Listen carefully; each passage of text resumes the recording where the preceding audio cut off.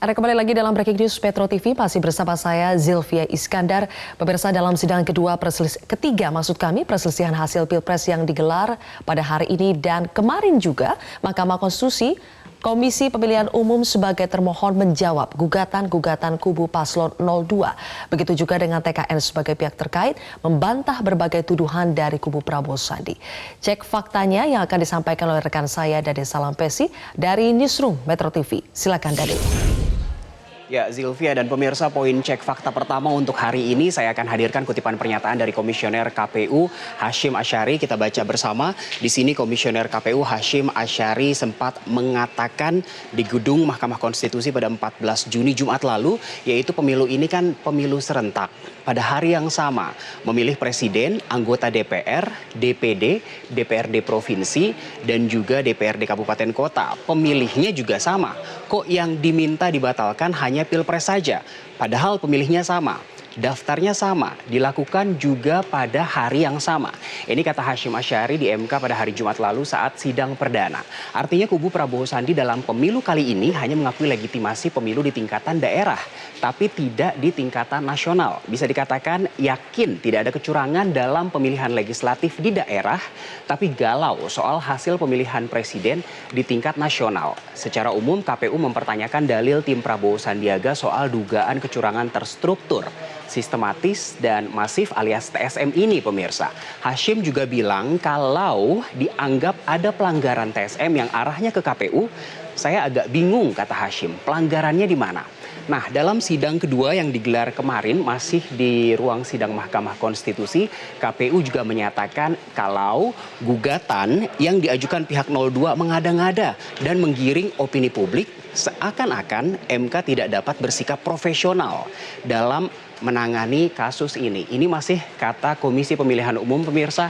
KPU juga meminta Hakim MK untuk menolak seluruh gugatan Prabowo Sandiaga, khususnya mengenai perbedaan hasil rekapitulasi suara yang ditetapkan KPU dan internal 02. MK diminta KPU mengesahkan hasil penghitungan suara yang telah dilakukan oleh KPU secara manual, secara berjenjang dari tingkat TPS hingga nasional. Karena setiap pemilu, cara perhitungan berjenjang ini kan memang selalu dilakukan seperti itu, pemirsa.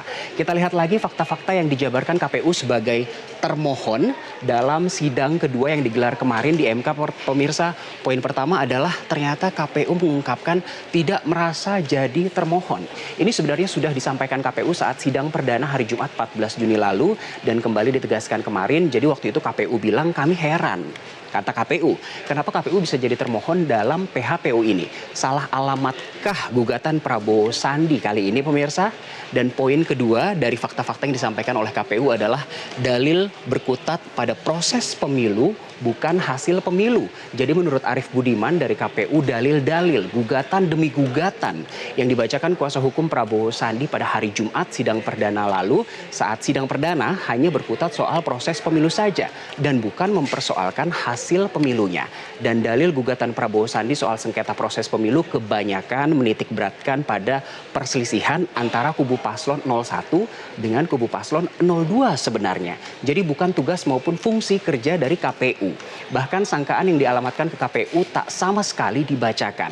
Dan kita lihat fakta ketiga menurut KPU, pemirsa, anggapan BPN. KPU menganggap BPN sulit menyampaikan bukti. Jadi selama ini tim 02 menuduh berbagai kecurangan kepada KPU dan Jokowi Ma'ruf, tapi KPU menganggap kesulitan membuktikan yang dihadapi BPN bukan karena faktor adanya ancaman atau apapun itu, melainkan ketidakjelasan dalil yang disampaikan oleh BPN sendiri. Ini kata kuasa hukum KPU, pemirsa, Ali Nurdin. Dan kita lihat poin yang keempat, yaitu pertanyakan korelasi pembukaan kotak suara dan perolehan suara. Ini KPU mempertanyakan korelasi pembukaan kotak suara dan perolehan suara. Dan kita langsung ke fakta kelima menurut KPU yang ternyata sama dengan versi MK. Karena KPU menyebut permintaan perlindungan saksi dinilai berlebihan. Jadi kemarin tim 02 meminta perlindungan untuk saksi-saksi yang akan mereka hadirkan hari ini. Namun menurut KPU ini tidak berdasar dan berlebihan. MK sepakat dengan KPU, jadi kata MK juga kemarin, jangan mendramatisir sidang yang sedang berlangsung di MK ini.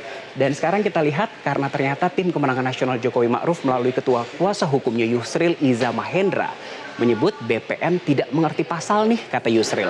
Kita lihat satu persatu ya pemirsa ya. Poin pertama yang disampaikan Yusril, poin-poin gugatan BPN ialah ranah kerja Bawaslu. Jadi salah arah kalau diajukan ke MK, pemirsa. Itu menurut Yusril Iza Mahendra. Bahkan MK tidak seharusnya menerima gugatan yang dilayangkan kubu 02 karena perkara yang digugat di luar kewenangan MK. Misalnya tentang dugaan adanya praktik kecurangan yang TSM tadi, yang semestinya menjadi kewenangan Bawaslu untuk mendalami dan memberi sanksi atas laporan-laporan ini, bukan MK. Yusril juga menyebut gugatan 02 tidak jelas apa poin yang menjadi permohonan dan tuntutan. Sebab menurut dia tim 02 tidak memberikan rincian mendetail dalam gugatan sebelumnya. Kita lihat poin yang kedua, gugatan 02 juga menurut Yusril tidak jelas poin permohonan dan tuntutannya, pemirsa. Dan poin yang ketiga, petahana tidak cuti saat masa kampanye, disebut oleh Yusril kemarin bukan abuse of power, pemirsa. Kalau versi tim kuasa hukum Jokowi, tuduhan tidak mengambil cuti yang kemudian diartikan sebagai abuse of power dinilai sebagai pernyataan yang asumtif dan tidak dapat diterima MK. Terakhir, tim kuasa hukum 01 juga meminta MK menolak gugatan tim 02 tentang diskualifikasi paslon Jokowi Ma'ruf di Pilpres 2019 karena diduga melakukan kecurangan, lagi-lagi TSM. Intinya pemirsa, eksepsi tim Jokowi Ma'ruf Amin ke MK kemarin ialah agar Mahkamah Konstitusi menolak seluruhnya permohonan Prabowo Subianto. Masih fakta dari tim TKN, kalau ini versi dari Iwayan Sudirta, tim hukumnya juga. Dan poin pertamanya ialah Iwayan menyebut tim hukum BPN banyak melanggar asas hukum.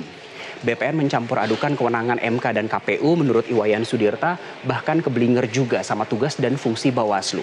Lagi-lagi menurut Iwayan, permohonan gugatan tim hukum BPN tidak memenuhi persyaratan formil terkait perselisihan hasil KPU sehingga menyimpang dari undang-undang dan peraturan MK.